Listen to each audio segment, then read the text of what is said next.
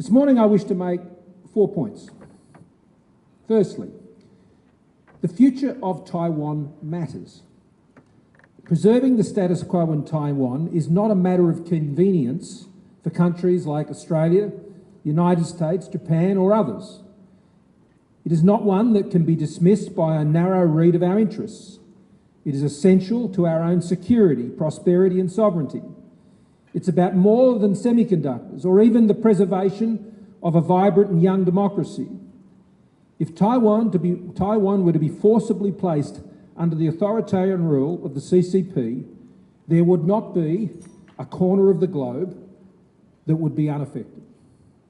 Secondly, conflict over and for Taiwan will come at a terrible cost, not just for Taiwan, but for China specifically, and more broadly globally.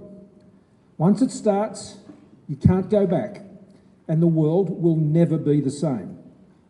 The world will be worse off, and so will China, even if they are successful. This is a cost that must be understood, especially by the CCP, and properly factored into the CCP strategic calculus.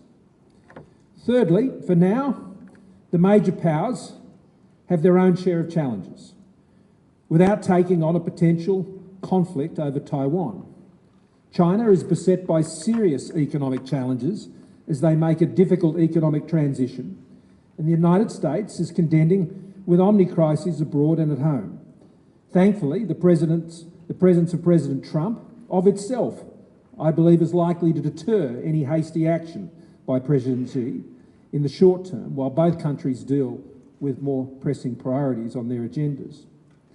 And fourthly and finally, that Taiwan, together with the United States and allies such as Australia and Japan and other like-minded countries, must take the opportunity to urgently boost resilience and deterrence.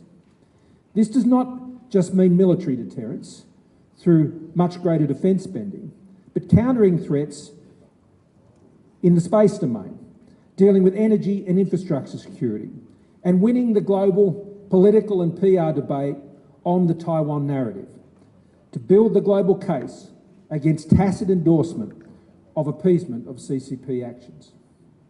Taiwan is today's equivalent of West Berlin during the Cold War. The extraordinary response by the US and its allies to engage in the airlift to countermand the Soviet blockade and to ultimately tear down that wall was enabled by the resilience and defiance of the people of West Berlin, but also the collective sense of appreciation by allies of what was at stake. This cannot be assumed or taken for granted. The best thing Taiwan can do to attract the necessary support from those it will need, particularly in the US, as well as in regional allies, in Japan, Australia, the Philippines and South Korea, is to do all within its power right now to prepare itself and for its people to demonstrate their resolve.